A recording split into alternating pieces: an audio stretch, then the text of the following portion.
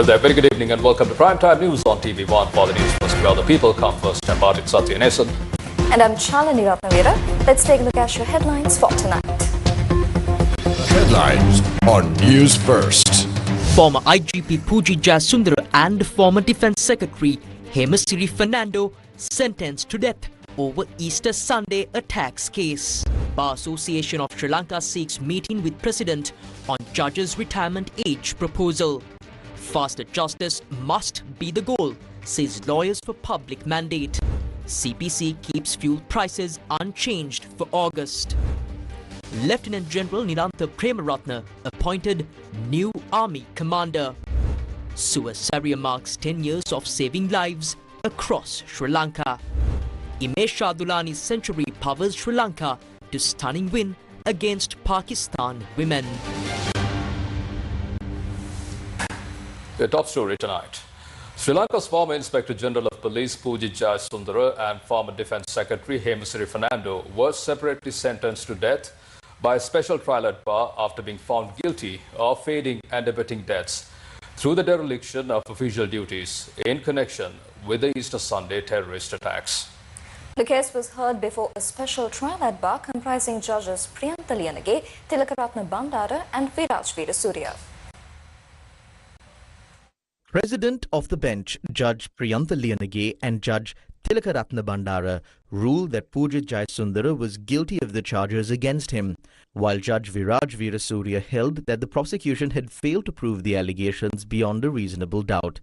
In accordance with the majority decision of the bench, former IGP Pujit Jayasundara was found guilty on 854 of the 855 charges filed against him.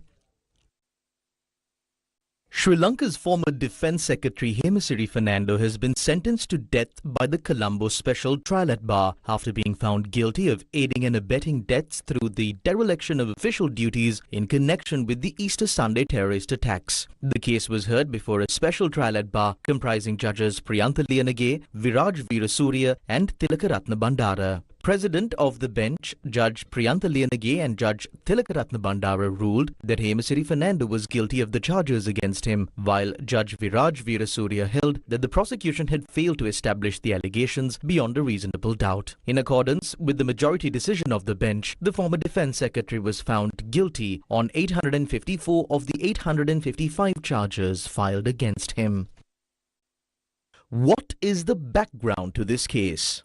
The case was filed before the Colombo High Court against former IGP Pujit Jayasundara and former Defence Secretary Hemasiri Fernando over allegations that they failed to prevent the Easter Sunday terrorist attacks despite receiving sufficient intelligence warnings beforehand.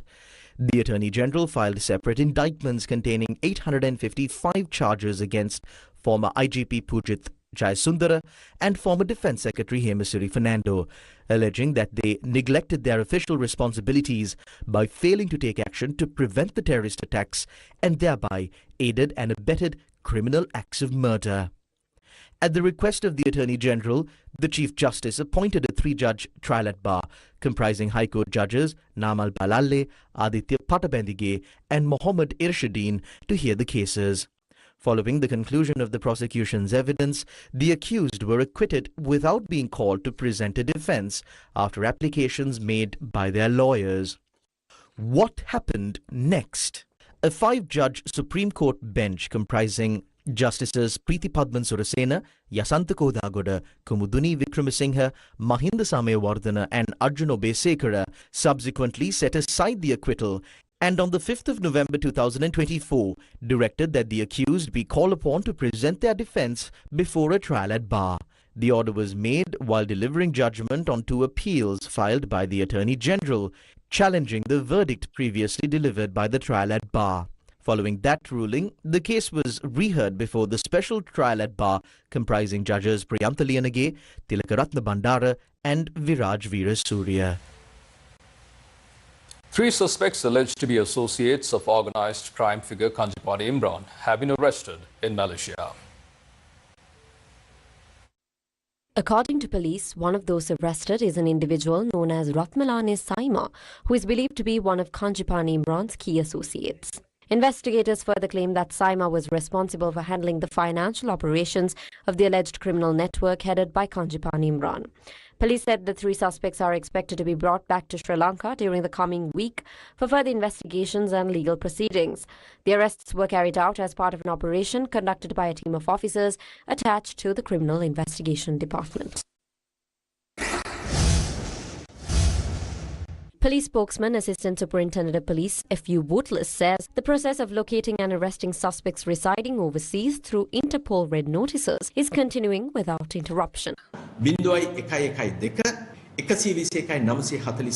0112-121-942 is the dedicated hotline of the Legal Assets Investigation Division. We encourage the public to provide any information they may have. During 2025 and 2026, we have already taken steps to bring back 35 individuals to Sri Lanka through Interpol red notices. We are also prepared to act swiftly against another 94 individuals through additional red notices during this year and in the years ahead. We will continue this arrest process without interruption. As part of these ongoing efforts, police teams have once again travelled overseas to facilitate the return of suspects wanted by Sri Lankan authorities and bring them back to the country for legal proceedings. The Bar Association of Sri Lanka has requested an opportunity to meet President Anura Kumara Dissanayake to discuss the proposal to extend the retirement age of judges, saying the legal fraternity should be given an opportunity to present its views on the matter. BASL Secretary Attorney at Law Nalin De Silva made the remarks while participating in the Alut Mawata intellectual discussion program yesterday.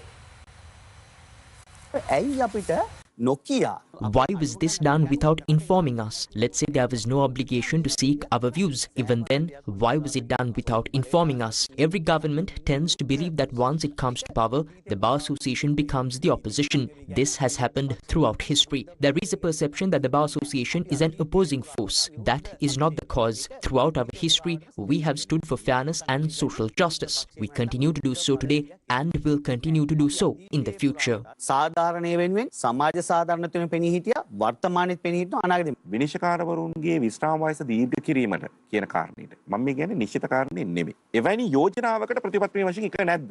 කිසිදු ආකාරයක නීතිඥ සංගමයේ විරෝධයක් පළ කළා නැහැ. The Bar Association has not expressed opposition of any kind. What we have said is that the issue should be discussed with experts. When we met the Minister of Justice yesterday, we presented the proposal we had submitted. In 2023, a report on this matter was prepared for Sri Lanka's justice sector. At the request of the Minister of Justice, the Asian Development Bank funded the study and a report was compiled. Here is the complete report. The Minister of Justice itself has prepared a report on this matter. We handed this report to the Minister and requested that he study it and provide us with an opportunity to present our views. At the very least, we ask that an opportunity be given to meet the President. We will then be able to present these facts and our position on the matter.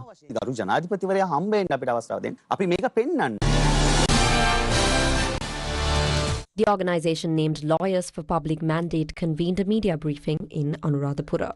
The retirement age of judges has been determined under the constitution introduced in 1978 together with the executive presidency. However, if the age limits contained in that constitution are no longer suitable for present-day realities, or if the existing situation makes it difficult to address today's challenges, there is nothing wrong with introducing an extension to the retirement age of judges. On the other hand, extending the retirement age provides experienced judges with the opportunity to continue serving actively for a longer period. Therefore, such an extension allows the country to continue benefiting from the services of highly trained and experienced members of the judiciary. Ultimately, what matters is ensuring justice for the people. Extending the retirement age of those serving at the highest levels of the judiciary will not adversely affect the delivery of justice. යුක්තියට බලපෑමක් වෙන්නේ නැහැ. අපි නීතිඥවරු විදිහට අධිකරණවල කටයුතු කරන නිසා දන්නවා. As lawyers who work in courts, we know that some cases continue for 15, 20 or even 21 years. Even today, ordinary people in the Anuradhapura district come to court for nearly 2 decades pursuing their cases. How fair is that? How much justice are they receiving for the time and money they spend? If we can hear and conclude those cases within 2 or 3 years, I believe the public would be satisfied. When a person spends 10, 15 or 20 years coming to court, a significant portion of that person's life is spent living with the case hanging over them. We believe the steps taken by the current government government could provide substantial relief to ordinary citizens. Court proceedings must be expedited. Extending the retirement age of judges is only one measure that could contribute to that goal. Additional physical resources and human resources are also necessary, and we fully acknowledge that reality. භෞතික සම්පත් සහ මානව සම්පත් එකතු විය යුතුයි. ඒ අපි තම පැහැදිලිව පිළිගන්න කාරණයක්. The Sri Lanka Pujjan Engineers Front has expressed its views on the proposal to extend the retirement age of judges. As people grow older, their commitments increase. Their analytical ability or logical reasoning power tends to decline. Therefore, if anyone believes that extending the retirement age will somehow enable courts to resolve cases more quickly, that would be a very mistaken assumption. If the government considers it necessary to bring this amendment, then my personal view is that it should apply only to the Chief Justice. Retain only the Chief Justice. If the argument is that the expertise and skills of the Chief Justice are indispensable, then make the case specifically for that position. The government would be satisfied, the legal community would be satisfied, and the impact on the country would be minimal.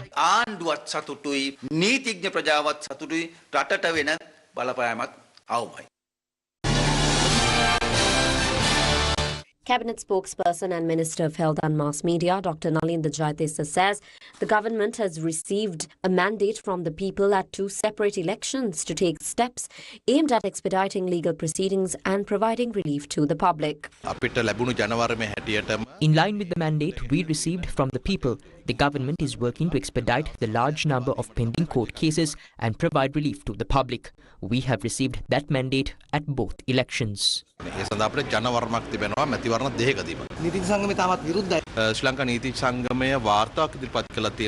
The Bar Association of Sri Lanka itself submitted a report during the tenure of Jeffrey Alagaratnam as president, recommending an increase in the retirement age of Supreme Court judges. In addition, during the period when Ranil Wickremesinghe served as the Prime Minister in 2015, several committees were appointed to consider constitutional reforms. The subcommittee on the judiciary was chaired by Rauf Hakim, and I was also a member of that committee. That committee too made recommendations in favour of increasing the retirement age of Supreme Court judges. Therefore, the proposals being put forward today are based on extensive discussions and recommendations that were presented during that period. All of those factors were taken into consideration when formulating this proposal.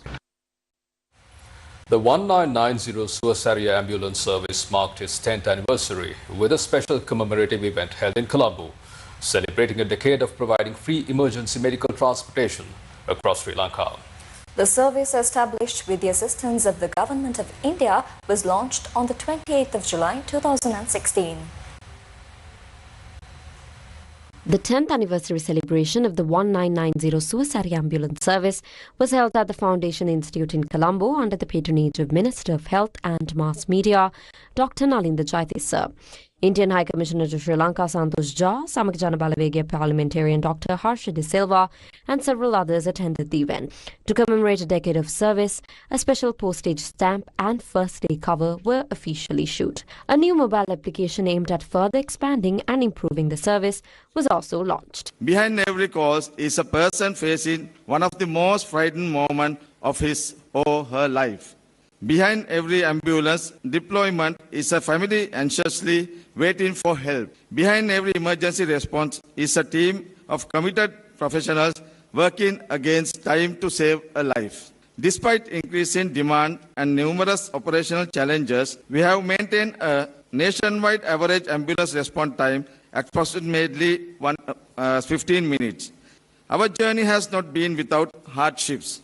Our ambition is to reduce the nationwide average ambulance response time to under 10 minutes. We plan to expand our operational fleet to approximately 400 ambulances and increase deployment locations, including at the police stations and other suitable sites. We also plan a pilot motorcycle emergency response unit program in congested area, including Colombo, Gampa, Kandy districts, enabling trained personnel to commence care before ambulance arrives.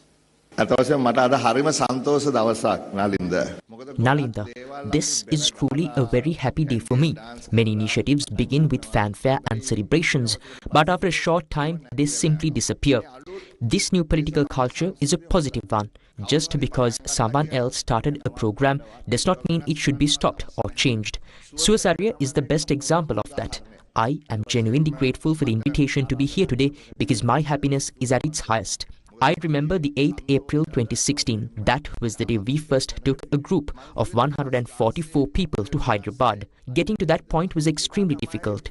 Instead of receiving congratulations from those standing outside with cameras, we were often met with criticism and hostility. Back then, I never imagined that 10 years later this initiative would grow to the point where a commemorative stamp would be issued in its honor. It took tremendous sacrifice to bring it to where it is today. Let us continue to support it. I will give it my full support, just as I did then, as I do today, and as I will in the future. මේක අපි මෙතනට ගෙනාවේ. අපි උත්සාහ කරමු මමත් මගේ 100%ක සහයෝගය දෙන්නම්. එදත් දුන්නා අදත් දෙනවා හෙටත් දෙනවා. Suwa Seriya personnel were also recognized and honored for their contribution to the service during the events. There were many people who worked tirelessly to transform this concept into a reality 10 years ago, beginning with our friend Harsha De Silva and numerous political representatives who contributed to its success. They ensured that this initiative was sustained and never abandoned. Every one of them deserves the gratitude and recognition of the nation.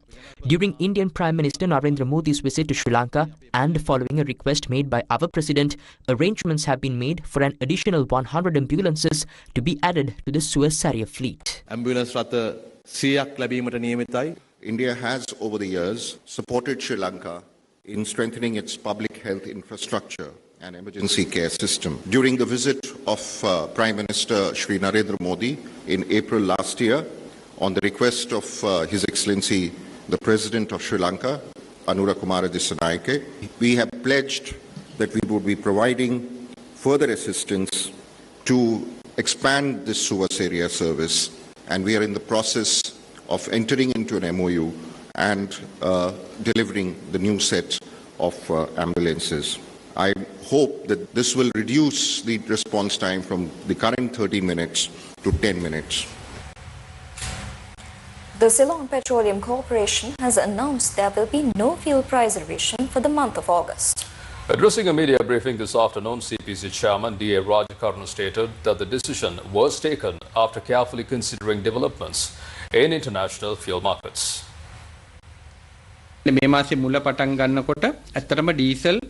At the beginning of this month, the global market price of diesel had actually fallen to around $123.92 per barrel. However, as you know, following the outbreak of the conflict, prices increased once again to approximately $141.2 per barrel. Compared to the period before the conflict began, that represents an increase of about 58.9%. Despite that, we have continued to maintain the local diesel price at 382 rupees per litre. In other words, while international diesel prices remain nearly 59% higher than before the conflict, we have not increased domestic prices to the same extent. Instead, we have continued to supply diesel at a significantly lower price level. When it comes to petrol, the price had fallen to around $107 at the beginning of July. Even then, it was still 41.35% higher compared to February levels. Following the outbreak of the conflict, there was a temporary increase, but over the past few days, prices have returned to roughly the same level seen at the beginning of this month at around $106 per barrel. Therefore, there is no significant change in petrol prices. The reason is that international prices are currently at almost the same level as they were at the beginning of the month. Even now, global petrol prices remain about 41.35% higher than in February, while the increase reflected in domestic market is around 41.2%. Although global fuel prices have risen substantially, we did not increase domestic prices to the same extent. Our expectation was that when international prices eased again, we would be able to align them more closely with global market levels. That has happened in the case of petrol. However, when we calculate the current pricing for diesel, we are still incurring a loss of 70.63 rupees per litre. Despite that, the government has decided to absorb that burden through the CPC and not increase the price of diesel. Sri Lanka is set to receive a $200 million policy-based loan from the Asian Development Bank to strengthen its economy, create jobs, attract investment and improve resilience against global economic shocks stemming from the ongoing conflict in the Middle East. The funding forms part of a broader $450 million assistance package announced by the ADB for Sri Lanka and Cambodia, aimed at protecting vulnerable communities and supporting economic stability as rising global uncertainty and escalating costs continue to affect countries across Asia and the Pacific. Announcing the initiative, ADB President Masato Kanda said no family should be pushed deeper into poverty due to a conflict taking place thousands of kilometers away. The package combines immediate economic support measures with longer-term reforms.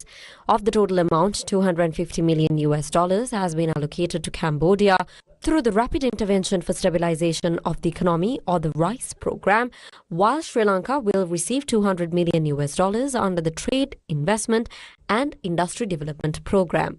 According to the ADB, Sri Lanka's funding package includes $100 million in additional financing designed to help the country absorb economic pressures arising from instability in the Middle East and its impact on regional economies. The program is expected to support reforms aimed at modernizing trade systems, enhancing the competitiveness of small and medium-sized enterprises, and attracting greater investment into economic zones. ADB said the reforms would help businesses expand operations, increase exports, and integrate more effectively into regional and global value chains, creating new employment opportunities while supporting private sector-led economic growth.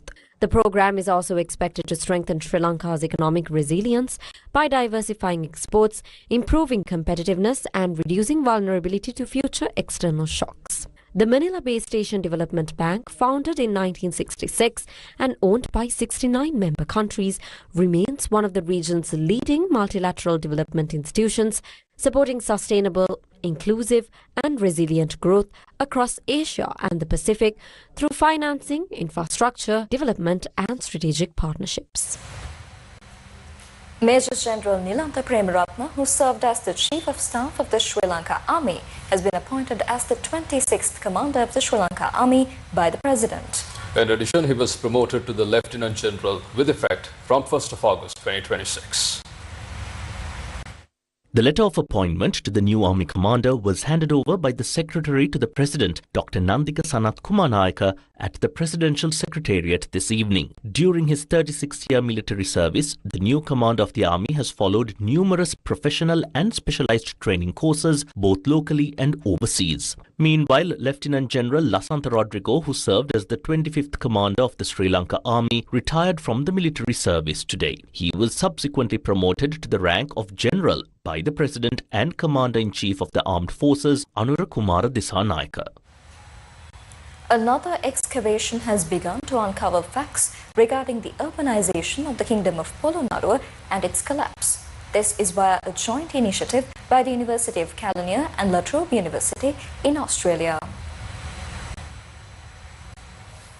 A new phase of archaeological excavations aimed at uncovering the urban development and eventual decline of the ancient Polonnaruwa kingdom has commenced, marking the fifth stage of a major research project on the urbanization of Polonnaruwa launched in 2024. Senior Professor of Archaeology at the University of Kelaniya, Professor Prashant Gunawardana said the excavation is being carried out with the support of the Department of Archaeology, the Central Cultural Fund, the University of Jaffna, and the Postgraduate Institute of Archaeology of the University of Kelaniya. The latest excavations are focusing on the area surrounding the northeastern gateway of Polonnaruwa's outer fortifications as well as the vicinity of the Lotus Pond in the outer city. The main reason for selecting this area was the finding from LiDAR surveys conducted last year. Across this zone, we identified a number of elevated land features. We observed around 20 to 30 mound-like formations rising approximately 70 to 80 centimeters above ground level. Our objective is to determine the archaeological significance of these mounds, understand their relationship to one another, and identify the historical information they may reveal. Another excavation is also underway behind Siva Devala number 2. The primary objective there is to determine the depth of the cultural layers in the area and establish a scientific chronology based on the evidence uncovered. Previous excavations and surveys in Polonnaruwa revealed that the open land located in front of King Parakramabhu's royal palace and audience hall had once functioned as a water garden complex. Investigations conducted using ground-penetrating radar, also known as GPR, as well as LiDAR technology, also led to the discovery of the remnants of several ancient ponds. The latest research initiative is also being conducted with the support of Australia's La Trobe University. This season we are investigating features that we detected last season using LiDAR survey, so drone-mounted LiDAR. So we'll be excavating in 3 or 4 different areas, as well as conducting geophysical survey using a magnetometer and conduct an auger coring survey. We'll also this year for the first time be using multispectral imaging, again using a drone, and hopefully with this we can detect potential structures and features beneath agricultural landscapes. Polonnaruwa, Sri Lanka's second ancient kingdom, served as the island's capital from 1070 to 1215 AD and was shaped by the achievements of great monarchs, including King Vijayabahu I, King Parakramabhu the Great, and King Nisanka Malla. What dreams could 184 children achieve if they finally had a place filled with books, knowledge and opportunity? The question moved the Gammada team to Mathura today, where the foundation stone was laid for a new library at Vijayaba Junior School in Mulatiana, turning a long cherished dream into a reality. Located within the Mulatiana Education Zone, Vijayaba Primary School is home to 184 students. For years, the school had functioned without a dedicated library, relying instead on a section of the teachers' quarters to serve as a makeshift reading and learning space. Recognizing the need for a proper library, the school's principal reached out to Gammada for support. Gammada responded. The project was made possible through the full sponsorship of Next Sourcing Limited, which joined hands with Gammada to help create a better learning environment for the children. From early morning, invited guests including Mulatiana Zonal Director of Education, UN Nalin Jayamini, government officials and Newsfirst Director of New Media, Rinaz Mohammed, arrived at the school to participate in the event. Amid the blessings of the Mahasangha, the foundation stone for the new library was formally laid. Why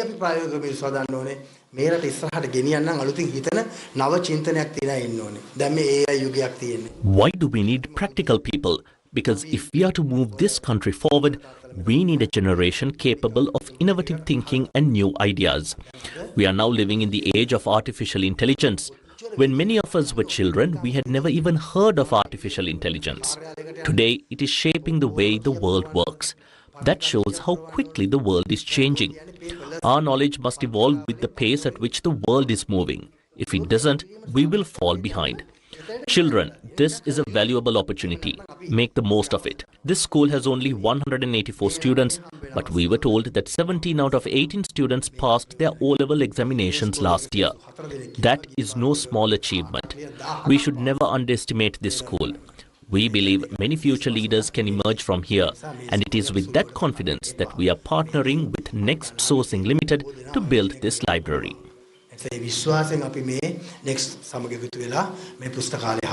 Speaking at the event, Mulatiana Zonal Director of Education, UN Nalin Jayamini, praised Gammada's commitment.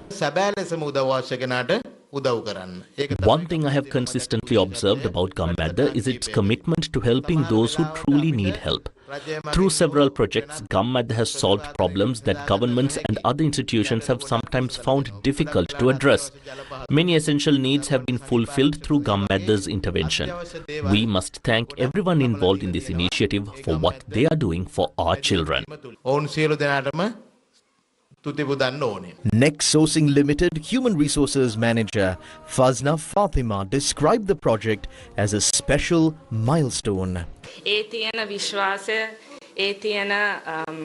is the trust we have in Gammada and its commitment to communities that inspired us to become part of a project like this. What is being built here today is not just a building. Use this opportunity to see the world through knowledge. learn, grow, and one day contribute to society. More importantly, return to your village and your school and think about how you can give back to the place that helped shape your future. That is the most important message I can give you. Vijayaba Primary School Principal P.A. Samudra expressed heartfelt gratitude to Gammadda.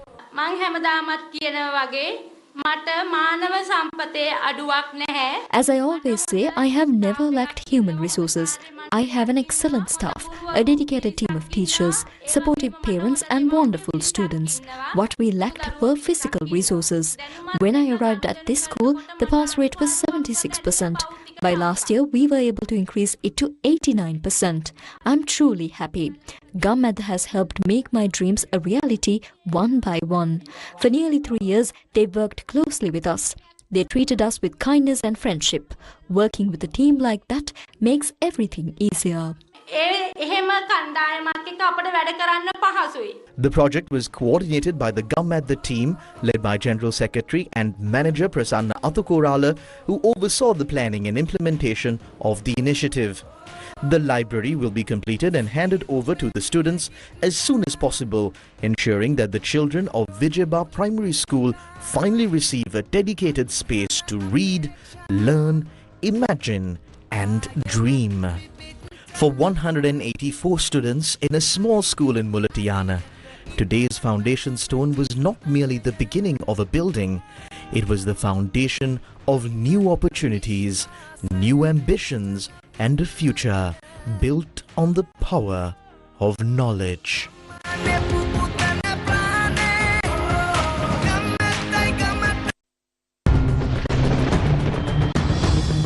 Weather first. Will the weekend begin with sunshine or storms? If you're heading out, don't forget the umbrella as heavy showers and strong winds are expected. Omitra Bekon tells us more.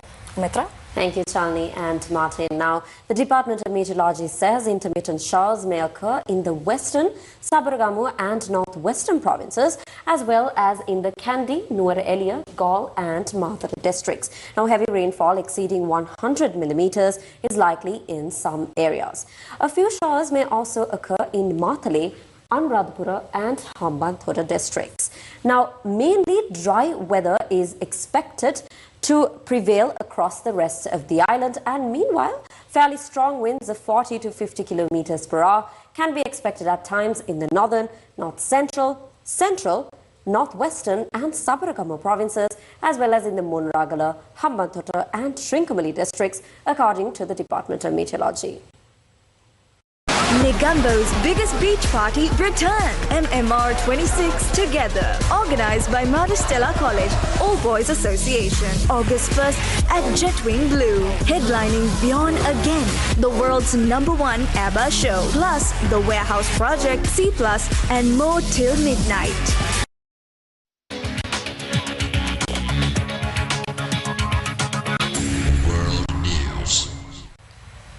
Shifting your attention to international news. Hamas and other Palestinian factions have agreed to a document setting out a plan for their disarmament in Gaza in what United States President Donald Trump has called a monumental step towards peace and security. Now, Al Jazeera reported that they have received a copy of Thursday's agreement, which stipulates that the precise disarmament roadmap must be prepared within 14 days, with possible extensions subject to the approval of an international verification body and the agreement of all parties. We cross over to Omitra Bekon once again for more details. Yes, Shalini and Martin. Now shifting our attention towards the international news, Ghazi Hamad, a member of Hamas' negotiating delegation, told foreign media, quote, "These negotiations were difficult and hard, and we tried to reach the best possible formula that was achievable," end quote. However, Hamad said that Hamas would not implement any part of the agreement if Israeli forces fail to fulfill their obligations. The official said disarmament depended on Israel's withdrawal from Gaza and progress on reconstruction in the Palestinian territory. There has been no comment yet from Israel. Here is more details. Trump framed the agreement as a success for the Board of Peace, the body established to oversee Gaza's governance.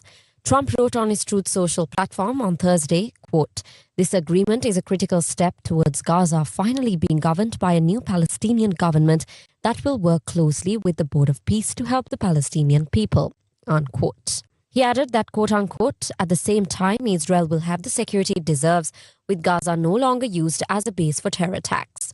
The copy of the agreement obtained by Al Jazeera says that the disarmament process will begin with the entry of a national committee and the International Stabilization Force to Gaza.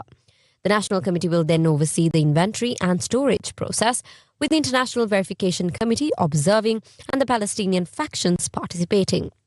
The disarmament process is also tied to the gradual withdrawal of the Israel forces from Gaza. It also adds that no weapons should be handed over to Israel or any non-Palestinian body, and that the National Committee be the sole force holding on to the weapons in Gaza. A Board of Peace official confirmed to foreign media that Hamas and other armed factions would hand over their weapons to a National Committee set to administer Gaza. The official said weapons held by the police would be transferred first, followed by the decommissioning of heavy weapons.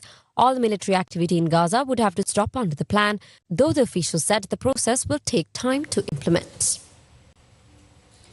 Spain deployed its military to Ceuta after around 60,000 migrants, including 7,000 children, crossed from Morocco within a 24-hour period. The surge has left at least 34 dead and overwhelmed local controls, prompting a visit from Prime Minister Pedro Sanchez to the Tarajal border, crossing today to assess the humanitarian and security crisis firsthand. The massive wave, which equates to more than half of the city's total population of roughly 83,600, saw chaotic scenes on Thursday as border controls dramatically broke down. Video footage captured thousands of people swimming around breakwaters, floating on inner tubes, and rushing across land borders into the territory. Local officials reported that at least 18 people have lost their lives trying to make the dangerous journey in recent days. Among those who managed to cross illegally, authorities note that at least 7,000 are unaccompanied minors, leaving local reception facilities severely overwhelmed. The mass crossing follows a recent Spanish Supreme Court ruling stating that migrants intercepted at sea while attempting to reach Ceuta or Melilla cannot be swiftly returned to Morocco. In response to the breakdown in security and local pleas for urgent assistance, Spain deployed its armed forces to reinforce the enclave alongside its sister city of Melilla, which saw hundreds of additional crossing attempts overnight. Spain's Interior Ministry has stated it is working closely with Moroccan authorities to secure the border and arrange the return of those who crossed illegally as soon as possible.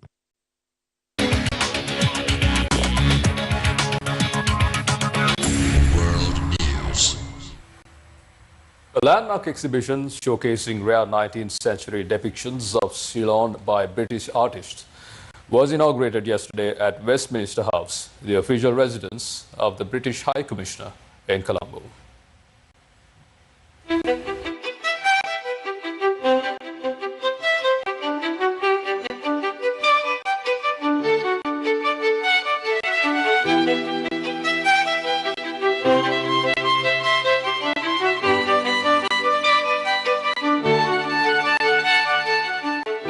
Have you ever wondered what Sri Lanka might have looked like back in the 19th century? Well, I'm here where you can witness exactly that. 19th Century Views of Ceylon, organised by the George Keith Foundation and the British High Commission of Sri Lanka, is undertaking on the 31st of July and the 1st of August here in Colombo. The exhibition will feature paintings and art pieces from renowned artists drawn back in the 19th century here from Sri Lanka. Titled 19th Century Views of Ceylon, the exhibition is jointly organised by the George Keith Foundation and the British High Commission in Colombo, featuring a remarkable collection of historic artworks created by British artists who visited Sri Lanka during the 1800s.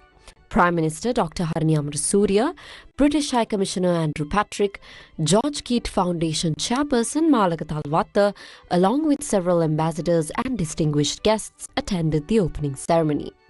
The event also marked the first time Westminster House has opened its doors to host a public art exhibition. During the ceremony, the first copy of the companion book titled 19th Century Views of Ceylon was presented by Malaka Talwate to the British High Commissioner.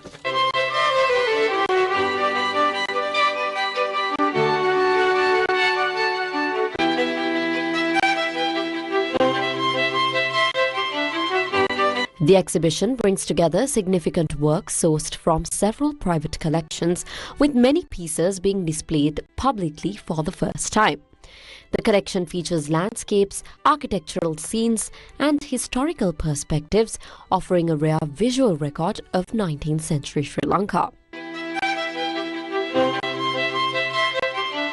But I'm very excited to have the exhibition here.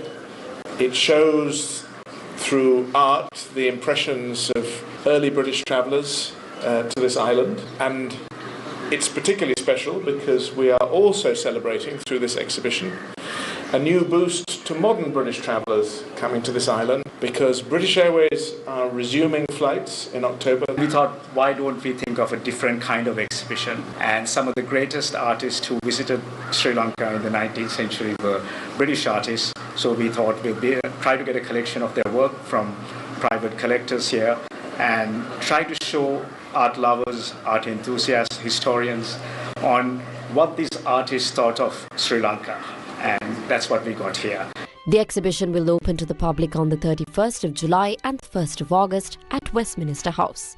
Admission is free, but visitors are required to pre-register through the George Keat Foundation. Newsfirst is the exclusive media partner for the exhibition.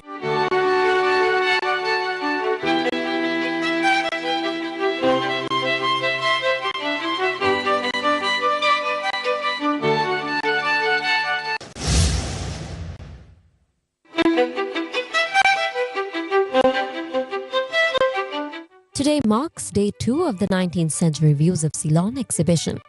Works of 10 artists are showcased at the exhibition. The exhibition will remain open to the public tomorrow, the 1st of August at Westminster House.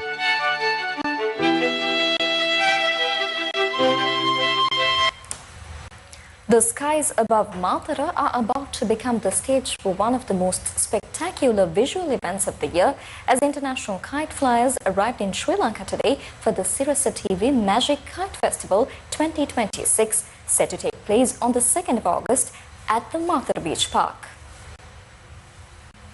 Widely regarded as the country's largest kite carnival, the festival promises to transform the southern coastline into a vibrant celebration of colour, creativity and culture, bringing together world-class kite enthusiasts and thousands of spectators for a unique experience by the sea. Several international kite flyers arrived in Sri Lanka today. I'm feeling very happy about being here. I'm excited. This is my first experience here in Sri Lanka. I am actually hoping and expecting great weather. We will be displaying what we do best. We have brought very nice kites, to grace the Sri Lankan skies. From now, I'm very excited, want to go to the beach now and to fly away. Right? I can't wait anymore. So from that day, you can see my spinning big bow. Spinning colorful big bow will be spin on that day. You can see it's me from Malaysia. Yeah, we are looking forward for a good wind and a very good, nice festival. Kite flying is always an excitement moment, and when it is Sri Lanka as a place like this, it's a great opportunity, and also we see the good success and have a good wind and have a good festival. Yeah. This year's event will feature a dazzling collection of kite creations ranging from giant aerial displays to intricate artistic designs, with participants competing for titles including the most colourful kite, largest kite, smallest kite, most creative kite, and most illuminated night kite. Adding to the excitement, the event will also feature a live musical concert, creating a fusion of entertainment on the ground and breathtaking aerial performances above. For one day, Mathura's famous coastline will become a place where creativity flies freely, giant kites dance with the wind, and the sky itself becomes the main attraction.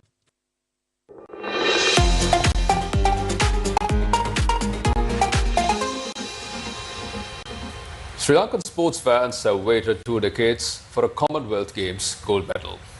In just a few hours, that dream could finally become a reality. To tell us more, we have Charlene Benedict. Charlene. Yes, Chalani and Martin, the spotlight will fall on Scotland's city of Glasgow, where the men's javelin throw final at the 2026 Commonwealth Games is all set to take place in the early hours of tomorrow. Sri Lanka's biggest hope for a medal, Rumesh Tharanga, is ready to take on the best of the best in the world. The Sri Lankan star, currently ranked second in the world, enters the competition as one of the favourites to win gold. The qualification round of the men's javelin throw event was held yesterday in Glasgow. Competing in his first ever Commonwealth Games, Rumesh Tharanga produced a statement performance by securing his place in the final with his very first throw. His effort of 82.84 meters not only guaranteed qualification but also saw him finish at the top of the qualifying standings. The first throws, of course. There is a very strong competition here. Yesterday we competed in difficult windy conditions. There are some world-class throwers in the field, including athletes capable of throwing beyond 85 meters. My goal is to win Sri Lanka's first gold medal. I will definitely give my absolute best. I strongly believe I can bring Sri Lanka its first Commonwealth Games gold medal in javelin throw this time. Rumesh is well prepared. His training has gone very well in recent months. Sri Lanka still does not have a Commonwealth Games gold medal since Duncan White's achievement, and we are entering this competition with that goal in mind. The world's top athletes are competing at these games, but we are ready. We hope to give all Sri Lankans a reason to celebrate. We are looking forward to a great day and hope tonight will be a memorable one for Sri Lanka. Sri Lanka has not won a Commonwealth Games gold medal since weightlifter Chintanageetal Vidanage claimed the top prize in 2006. Now, 20 years later, a new opportunity stands before the nation. The men's javelin throw final featuring Rumesh Tharanga is scheduled to begin at 12:45 a.m. with the country's golden hopes resting on the arm of its biggest athletic star. 79.61 for Neeraj Chopra. He finishes in 5th. Now moving on to some cricket news. Sri Lanka women secured a commanding 6-wicket victory over Pakistan women in the opening 2020 international of the series. The match was played at the Rangiri Dambulla International Cricket Stadium.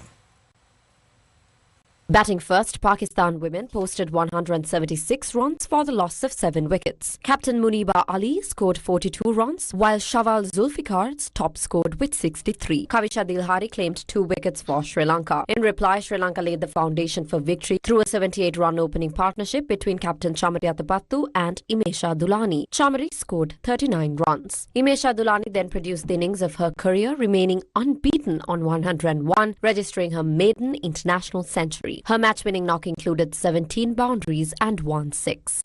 Sri Lanka successfully surpassed the target in 19 overs, finishing on 177 for 4 to claim an impressive 6-wicket win. From that, we bring to a close this edition of Primetime News on TV1. Thank you for watching. Good night.